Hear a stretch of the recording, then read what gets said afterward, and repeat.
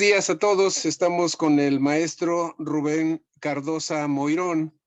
El maestro Cardosa es prácticamente uno de los grandes especialistas en el tema de mediación. Les voy a dar nada más algunos datos, evidentemente que nos envió de manera muy modesta su currículum, pero sí, ustedes se van a dar cuenta que está bastante especializado en esta temática. El maestro Rubén es egresado del Instituto Tecnológico de Estudios Superiores de Monterrey en la licenciatura de Derecho. Tiene maestrías en Derecho Público y Administración y Políticas Públicas. Fue director y fundador del Centro de Mediación del Tribunal de Justicia de Baja California, del Centro Estatal de Métodos Alternos para la Solución de Conflictos en el Estado de Nuevo León y fundador de la Asociación Nacional para la Resolución de Conflictos AC, conocida como ARCO. También fue director del Centro Estatal de Justicia Alternativa de Baja California Sur y profesor investigador de la Universidad Autónoma de Baja California Sur. Si a esto le podemos agregar, en sus tiempos libres también pertenece a diferentes instituciones y también se da el lujo de ser profesor, conferencista, también ha participado en foros y talleres internacionales. Entonces, como ustedes se podrán dar cuenta, el maestro ocupa poco tiempo en estas tareas de mediación, pero eso es lo que nos hace a nosotros una aportación muy rica para el Colegio Mexicano de Abogados Postgraduados. Maestro, muchas gracias por estar con nosotros y por compartir esta extraordinaria experiencia.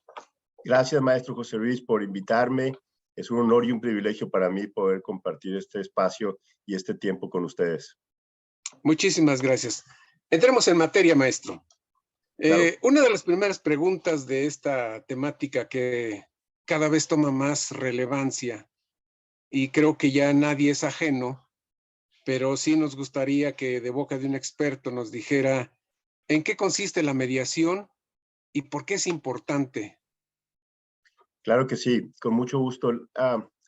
Mira, José Luis, la mediación es una forma de intervención o una metodología para intervenir en conflictos o en la gestión de los mismos, en donde un tercero, ajeno a la controversia, una tercera persona ajena a la controversia, desde la neutralidad, ayuda a quienes están viviendo esta situación de conflicto, prácticamente de la naturaleza que sea, para que las personas puedan dialogar respecto del mismo, tener perspectivas que puedan ayudarles a transformar esta situación de enfrentamiento, de diferencia, incluso hasta de rivalidades que se viven en las disputas, para que puedan construir a su vez respuestas que les ayuden a resolverlas y que puedan tener, digamos, un resultado que sea satisfactorio para ambas partes.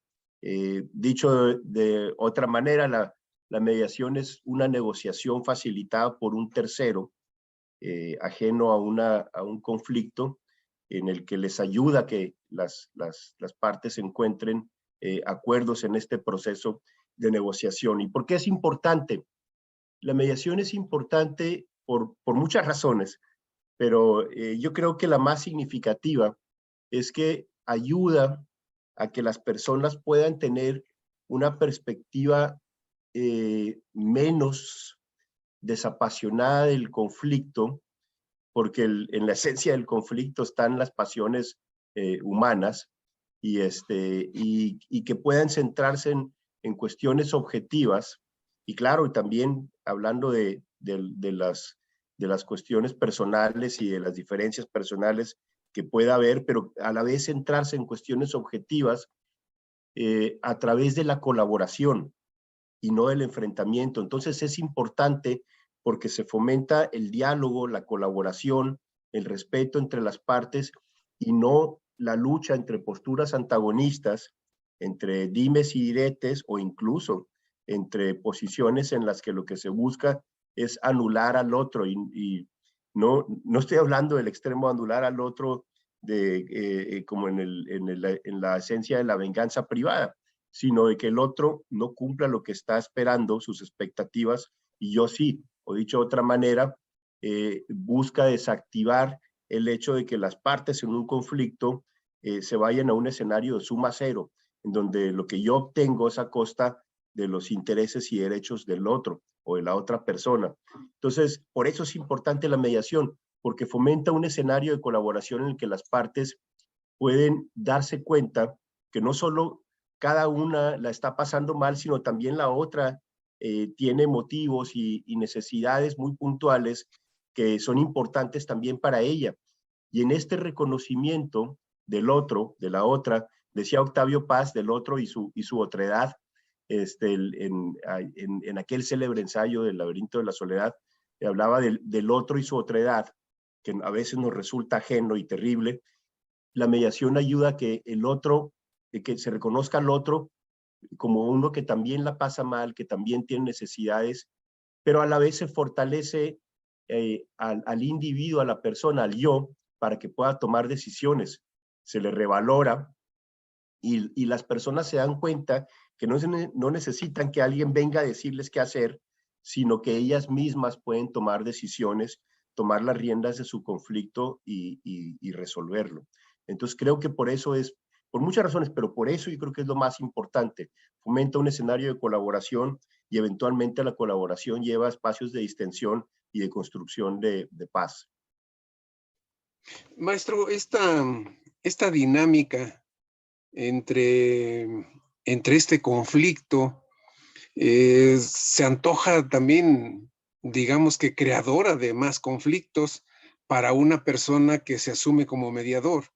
Y quiero decir con esto que requiere también como ciertas capacidades, ciertas habilidades, porque se antoja fácil decir un restablecimiento de comunicación en una zona de conflicto tan alta a veces y tan estridente emocionalmente. Pero sí me surge una pregunta ahí, ¿solamente el abogado puede ser mediador o cualquier otra persona, cualquier otro profesional también puede meterse como mediador?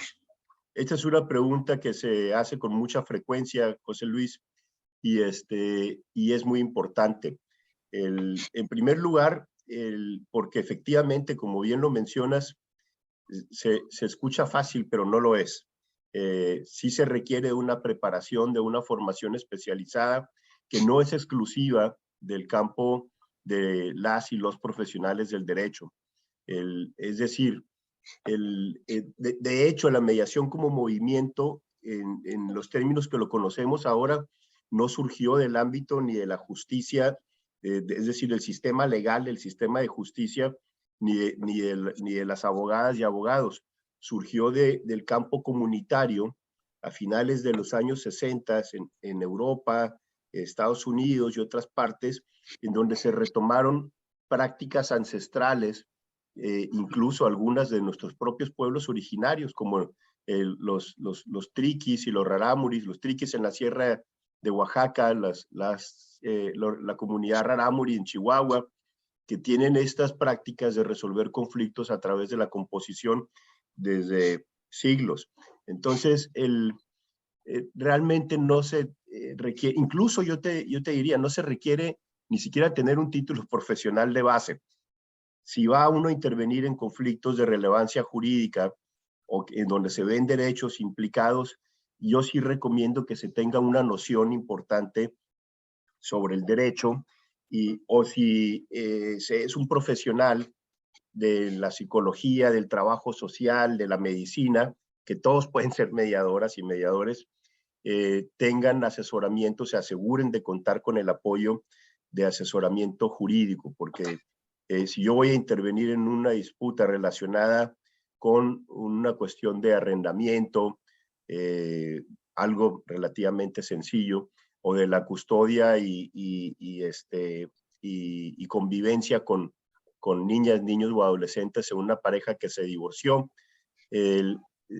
necesitaría ciertos conocimientos jurídicos base, o si no los tengo, digamos, revisarlo con alguien que sí lo sepa a la hora que he elaborado con un convenio para no tener ahí estropicios. Ahora, esto en asuntos sencillos, vamos pensando en una cuestión como un fideicomiso o una fusión de sociedades mercantiles o algo así, ahí sí tenemos que contar con la participación necesariamente de abogadas y abogados. Lo que es importante aquí en términos de intervención es la formación como mediadora o mediador. Y sí, claro, conocer de la materia del conflicto, pero más importante es el desarrollo de estas habilidades y competencias para intervenir con las manos atadas en un conflicto, porque en la mediación las mediadoras y los mediadores no proponemos alternativas de solución al conflicto, no regañamos ni sermoneamos a nadie, no les sugerimos qué hacer.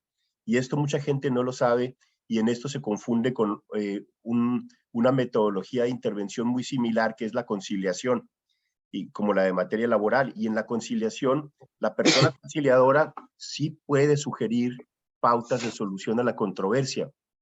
Los mediadores no lo hacemos nunca.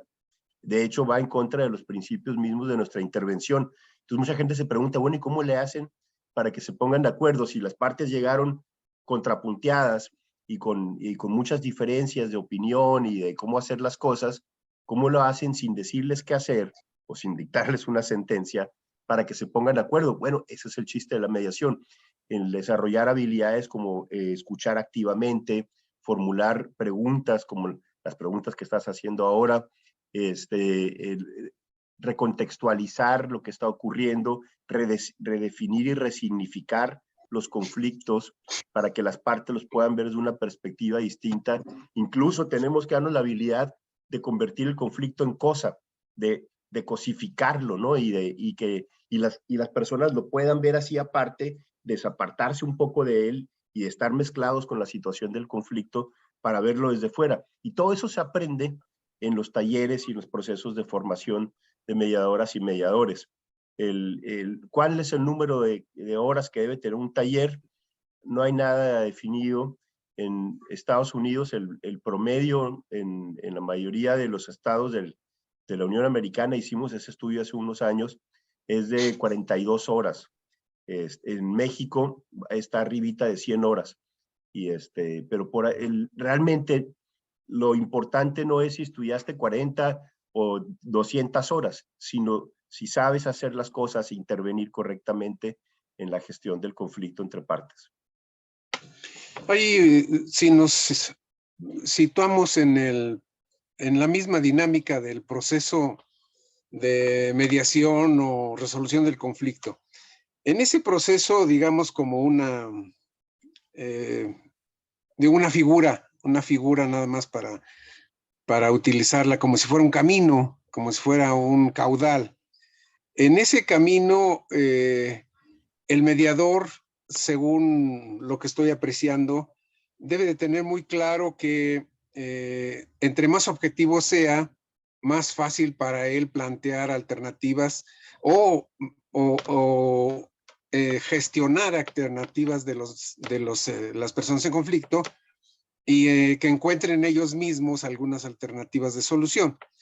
Me imagino que en la cabeza del mediador existe al menos un esquema por donde orientarse, porque a veces creo que el conflicto es o puede ser demasiado visceral o puede ser demasiado racional y entonces el mediador tiene que buscar estos caminos.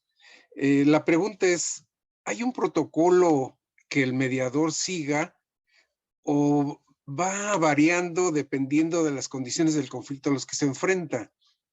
¿Cuál es esa tónica en la que se mueve el mediador casi mentalmente? Es un poco como, descúbrenos la mente del mediador. Gracias, maestro. Sí, mira, la respuesta es que son las dos cosas. Existen protocolos de actuación. De hecho, en lo personal me tocó elaborar unos en materia penal, en materia de justicia penal, hace unos años cuando estuve colaborando en los proyectos de USAID en México.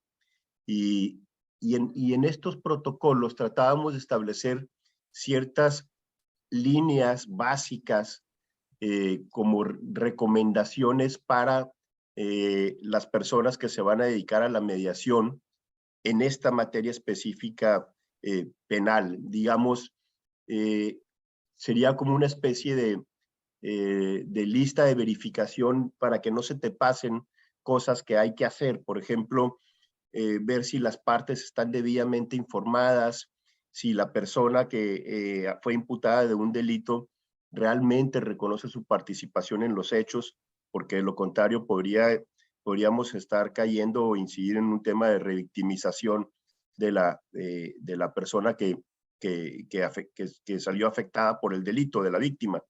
Y ver cómo puede preparar sus intervenciones dependiendo del tipo de conflicto. Y la realidad es de que no hay un solo conflicto igual, porque se trata de personas y de seres humanos, y desde el hecho de que no somos personas idénticas, sino seres únicos e irrepetibles, igual es la dinámica del conflicto. Y lo que puede parecernos como un conflicto menor de carácter mercantil, pues son empresarios, solo son pesos y centavos, resulta que tenía un componente emocional súper profundo.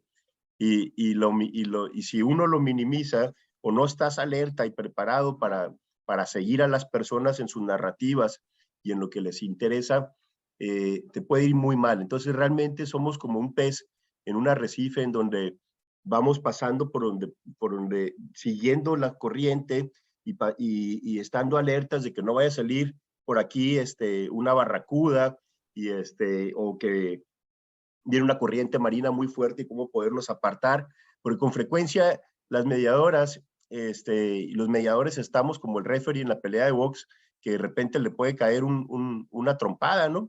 Y tenemos que cuidarnos. Entonces, no solo estamos revisando lo que pasa con las partes, sino también lo que pasa con nosotros. Si de repente siento como que se me revuelve un poco el estómago, tengo que empezar a pensar por qué cosa de este conflicto me está brincando y por qué. Entonces, no es una tarea que se pueda definir como en un manual estricto. Es importante que se puedan construir protocolos de actuación porque sirven como guía, sobre todo para las mediadoras y mediadores novatos, que les pueden ayudar mucho, e incluso para los expertos les ayudan para que puedan revisar sus mismas prácticas y verificar, como te decía, como una especie de checklist, ¿no? De lista de verificación. Sin embargo, los conflictos no son iguales y lo más importante es poder estar alerta y saber qué hacer para conducirnos dentro del mismo. Como las buenas películas, como el buen cine, que decía aquel cineasta italiano que ya falleció hace unos años, Federico Fellini, decía que el buen cine tenía, que el buen cine tenía chiste cuando la trama y todo daba vuelta, algo que él le llamaba el volta en italiano. Y igual también en el conflicto, de repente viene la vuelta y uno tiene que estar alerta para saber cómo reaccionar ante ello y qué hacer y cómo lograr que todos puedan comprender y podamos, porque en esto se incluye también a la persona del mediador o la mediadora, cuál es la nueva situación y cómo llevarla adelante. Entonces ahí, por más protocolo que tengas, te van a brincar de repente cosas que parecen inesperadas y hay que saber cómo reaccionar y estar alertas a ello, ¿no? Maestro, una pregunta marginal en esta misma tónica. Todas son importantes. ¿Hasta qué punto el mediador es un terapeuta? Mira, no debe serlo, porque, por ejemplo, yo soy, como lo leíste hace rato, soy abogado de profesión y aunque esté casado con una psicóloga, eso no me hace terapeuta ni Usted nada. está salvado, maestro. Y al contrario, ¿no es cierto? Y sin embargo, lo que es un hecho es de que la mediación puede tener efectos terapéuticos. Eso sí, digamos que es un efecto colateral amable, ¿no? O bondadoso que podríamos referirle, deseable que le podríamos referir a la mediación, que tiene como a veces como efecto el que tiene resultados terapéuticos. ¿Por qué? Porque buscamos que las personas se desahoguen, puedan liberarse de emociones profundas, porque hacemos preguntas orientadas al tema emocional. Por ejemplo, yo en la mediación diría, José Luis, ¿cómo te has sentido desde que inició esta situación entre las diferencias contigo y tu hermano? Y el momento que José Luis empieza a hacer su narrativa de cómo se ha sentido, empieza a hacer este ejercicio de catarsis y a desahogarse, y eso tiene indudablemente efectos terapéuticos, aunque no sea nuestro propósito. El propósito nuestro es lograr que las personas puedan dialogar y eventualmente ponerse de acuerdo y transformar la situación conflictiva que están viviendo, ¿no? Era marginal nada más, porque me parece que ahí se restablecían lo que se menciona mucho en la mediación, Es muy algunos importante. aspectos de los lazos sociales, ¿no? La Exacto, red social se empieza a restablecer. exacto, es básico. Así es. Y en esta situación uno se preguntaría siempre, porque la figura que uno tiene es llegar en un litigio, llegar a una confrontación en un juzgado. Entonces, con este mecanismo, la tónica es un poco diferente. En su experiencia, ¿sí ha resultado adecuado la mediación para resolución de conflictos? Sí, totalmente. Mira, los datos que hemos venido recabando durante los años de operación en los programas de mediación en los que he intervenido, hemos tenido un índice de cumplimiento de los convenios de más del 90%. Es decir, las partes firman su acuerdo, que se traduce en un convenio desde una perspectiva formal, incluso convenios que pueden ser sancionados como cosa juzgada, dependiendo de la legislación local. Y el 90, arriba, el 92% por ahí de los convenios se cumplen voluntariamente por las partes. Tú pregúntate cuántas sentencias en primera instancia se cumplen voluntariamente. Claro. Y son muy pocas, la mayoría se van a apelación. En materia familiar algunas se quedan en primera instancia, pero en las otras materias lo ordinario es que se vayan a la segunda instancia, se vayan al amparo, y si es posible irse hasta la corte por interpretación directa de artículos de la Constitución y en revisión. Y aquí no. Entonces eso habla, digamos, de un mecanismo adecuado. Hay quien habla que en lugar de denominarles mecanismos alternativos de solución de conflictos, les llamemos mecanismos adecuados de solución de conflictos, Mm. precisamente en el orden de esta pregunta.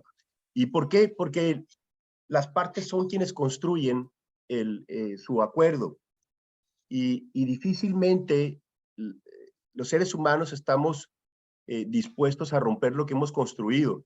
No falta quien lo quiera hacer y bueno, ni modo, ocurre. Pero la mayoría de las personas no queremos romper lo que construimos y lo queremos conservar. Incluso podemos hacer acciones y desarrollarlas, desplegarlas para conservar aquello que construimos. Digamos, en términos pragmáticos, darle mantenimiento a las cosas que hicimos o que tenemos, ¿no? Y esto es algo que es un producto de la mediación, o es una característica que tiene la mediación. El índice de cumplimiento es muy alto porque la gente es quien hizo y elaboró su acuerdo, no se lo dictó nadie, no se lo impuso nadie, ni siquiera se lo sugirió el tercero, sino que se construyó a partir de sus propias perspectivas del conflicto, de sus necesidades, de sus intereses que el mediador trata de destacar y resaltar, que las mediadoras y mediadores hacemos. Entonces, por eso lo veo yo como adecuado. Ojo, es bien importante tener en cuenta que cuando hablamos de mediación, tiene que ser esta metodología de intervención de que te estoy hablando y no una simulación de mediación. Desafortunadamente, se ha utilizado por el nombre de mediación para recuperar, por ejemplo, cartera vencida, y lo último que ocurre en esos procedimientos es una intervención como la que estamos hablando tú y yo el día de hoy. Es más bien una especie de conciliación o de diálogo para la suscripción de un contrato de adhesión, ¿no? En el que el deudor va a pegarse a la propuesta de reestructuración de un crédito y no le queda otra, porque el deudor no puede decir, oye, esa tasa del 30 y tantos, no, la verdad es que a mí se me hace muy elevada, no lo puede hacer. Sin embargo, se han colgado muchos de la figura Y esto, digamos, no estaría mal si intervinieran exactamente haciendo mediaciones, pero lo cierto es que no lo hacen. Entonces, y ahí pudiera la gente tener una percepción de que no, pues si eso es la mediación, yo no quiero mediación. Y pues hay que decirlo claramente, no, no, eso no es mediación. Y nosotros aquí en Nuevo León estamos pugnando por crear una figura que es muy bueno y es mejor a que pacten así entre un deudor y una institución financiera que en un litigio. Pero estamos proponiéndoles que le llamen mejor conciliación financiera o cualquier otro nombre, pero no mediación, porque insisto, el día de mañana la gente va a confundirse y va a creer que eso es mediación y cuando sea convocada a una mediación de verdad, va a decir, no, yo no voy a que me pongan el pie en el cuello, ¿no? Entonces yo mejor me quedo, me voy por un litigio. Claro, claro.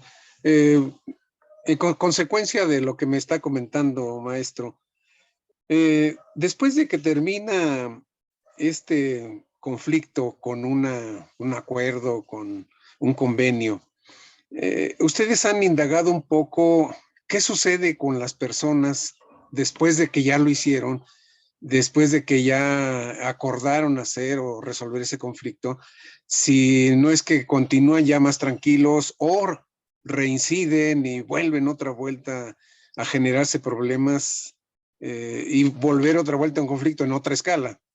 Sí, eso es importantísimo, maestro, porque lo hemos hecho, tenemos unidades de seguimiento con las que con la pandemia, como la estábamos operando con prestadores de servicio social, tuvimos que desactivarlas un poco, pero ya lo estamos retomando. Y a través del seguimiento, que entre paréntesis, considero que es la única forma en que realmente podemos medir la eficacia de nuestra intervención, porque una forma es los convenios que se suscriben y es buena, pero todavía queda pendiente saber, como bien lo indagas, si esto se cumplió, si efectivamente tuvo un índice de cumplimiento alto o si rebotó, si incumplieron o reincidieron en las conductas que querían resolver. Y la verdad es de que nuestro índice de cumplimiento es muy, muy alto. Solo muy poquitos llegan hasta el escenario del litigio, es decir, no se cumplió lo pactado, pueden llevar el mismo documento, el convenio como documento base de acción para iniciar un juicio, pero es muy, muy, muy limitado. En la última medición que yo hice en Baja California Sur en el año de 2000, en este año 2022, este año estaba trabajando en Baja California Sur y ahora a partir de junio estoy aquí a sus órdenes en Nuevo León. Y en Baja Gracias. California Sur tenemos un índice de cumplimiento de 97%, 98% de los convenios que se firman. Claro. Y aquí en Nuevo León también se han tenido índices muy, muy similares del cumplimiento. Y solo unos cuantos van e inciden en el litigio, ¿no? No podría asegurar lo mismo de estas pseudomediaciones en materia financiera o de cartera vencida. De hecho, no tengo un tracking de eso porque pues no lo estoy haciendo yo, sino que lo hacen más bien mediadoras o mediadores privados, conciliadores privados que están haciendo este servicio, donde muy probablemente ahí sí les rebotan más convenios. Pero en las áreas en las que trabajamos, principalmente civil, mercantil, familiar, el índice de cumplimiento es muy alto y penal también. Con esto ya me adelanto un poquito la respuesta a esta última pregunta. ¿Se utiliza ya de manera generalizada la mediación en todas las áreas de derecho? Y sobre todo que nos pusiera un poco a aportar, ¿en cuáles ha sido más provechosa o provechoso? Sí, sí, mira, en realidad es más fácil decir en dónde no se puede hacer mediación que en qué área sí es viable. ¿Dónde no podemos mediar? Primero te respondo eso. ¿Dónde no podemos mediar? Tratándose de delitos que no sean susceptibles de un acuerdo reparatorio o de una suspensión condicional del proceso en términos del Código Nacional de Procedimientos Penales o de la Ley del Sistema Especial de Justicia para Adolescentes, que son normalmente aquellos delitos de alto impacto, o se le conocen como de alto impacto, como secuestro, violación sexual, homicidios dolosos, etc. Fuera de ahí, todo se puede mediar en materia penal. Y en materia de civil, mercantil, familiar, la restricción es aquellos derechos de los que no se puede disponer libremente o que necesitas de una resolución judicial para poder disponer de los mismos. Entonces yo no puedo negociar la patria potestad, yo no puedo decir, no, pues ya me cayeron gordos mis hijos y ya no quiero ejercer la patria potestad, y no lo puedo hacer. Sí me la puede quitar un juez, la patria potestad, pero yo no puedo renunciar a la misma, ni a la obligación alimentaria, ni a otro tipo de obligaciones o derechos irrenunciables. Fuera de ahí, todo lo demás se puede mediar, todo. Y es importante el desmitificar algo que durante años ha existido sobre todo en el entorno jurídico o del campo de las y los abogados, y que la mediación es para conflictos de poca monta. El año pasado estuvimos trabajando en Baja California Sur un conflicto de más o menos $20 millones que no les costó un solo peso a las partes porque lo llevaron a la mediación pública, y eso pues no es de poca monta, es de muchísimo dinero. Y se puede igual llevar un conflicto entre dos vecinos porque uno de los vecinos tiene la música todo lo que da hasta las 5 de la mañana y el otro no puede dormir. Entonces, desde esos conflictos, que ninguno de los dos es menor porque todos tienen importancia para las personas. Claro. Entonces, ¿dónde ha sido más eficaz en cuanto a su aplicación o ha tenido mayor presencia? Lo preguntabas como, ¿dónde ha sido más provechoso? Decías, ¿no? Sí. Entonces, en mi experiencia esto ha ocurrido y ha tenido muy buenos resultados en materia familiar y en materia contractual, en materia civil de contratos. En general es provechoso en todas las áreas desde mi punto de vista, que te voy a decir yo que defiendo el tema. Pero donde yo he visto con resultados muy patentes ha sido en materia familiar, en temas sucesorios, de alimentos, de convivencia con las niñas, niños de una relación de pareja, en cuidado de adultos mayores. Este año he visto muchos casos de cuidados de adultos mayores, de personas adultas mayores, en donde las hermanas y hermanos están peleando entre ellos porque no tienen el dinero suficiente para cuidarlos o porque no se quieren hacer cargo uno exclusivamente y quieren redistribuir, digamos, esta responsabilidad de cuidar a la mamá o al papá que ya no se puede valer por sí mismo. Y es muy provechoso. Los hermanos y hermanos pueden hablar directamente y a veces estamos hablando de hermanos que ya son también casi adultos mayores, ¿no? Y que llegan a decirse cosas que no se habían dicho en años o nunca, y es muy, muy, muy interesante. Entonces ahí es donde yo he visto una gran utilidad en términos de restablecimiento de relaciones personales, de fortalecimiento de lazos y de vínculos familiares, comunitarios, afectivos, y también en la mediación comunitaria. Y en la mediación comunitaria, ¿por qué es importante y por qué lo he visto como provechoso? Porque no hay otro escenario en el que se puedan dirimir adecuadamente las controversias del entorno comunitario o aquel que es objeto de sanciones administrativas. Hay un desarrollo interesante en los últimos años de todo lo relacionado con la justicia cívica.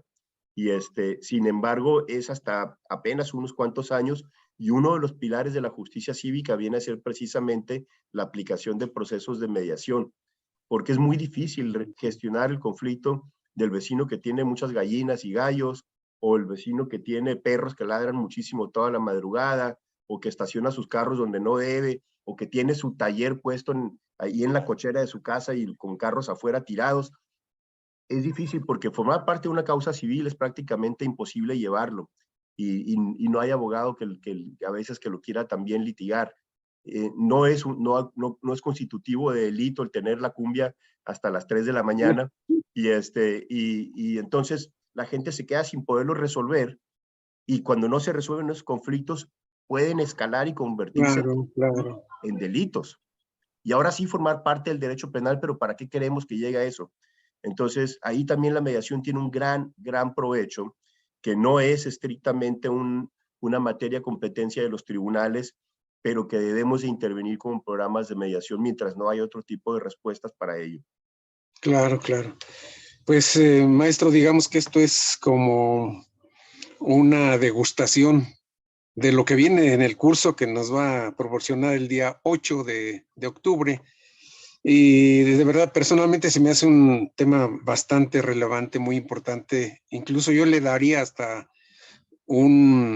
digamos, un voto como elemento preventivo para que no escale a cosas más complicadas, ¿no? Totalmente, totalmente. Es un sistema de prevención de delitos en la forma en que lo miden. Yo lo vería como un sistema terciario de prevención de delitos, y que puede, porque gestionas el conflicto comunitario, pero previenes la generación de un delito posterior. Claro, Hemos visto claro. homicidios por un cajón de estacionamiento. Entonces, es terrible. Sí, sí, sí. Pues maestro, muchísimas gracias y disculpe esta interrupciones tan poco nobles para esta causa, pero bueno, Ni lo todo, digas, todo sea, un honor y privilegio para mí estar con todo usted. sea por esto y de veras estamos muy complacidos que nos vaya a proporcionar el curso. Mientras tanto, pues un agradecimiento doble por estas cápsulas que las vamos a difundir para que todos se interesen, para que todos estén con nosotros en esa sesión. Le Contrario, agradecemos mucho, maestro, y muy gracias. buenos días. Estamos en contacto y nos veremos pronto. Gracias a ti, José Luis, y un saludo para todas las compañeras y compañeros del Colegio Mexicano de Abogados Postgraduados. Muchas gracias, maestro.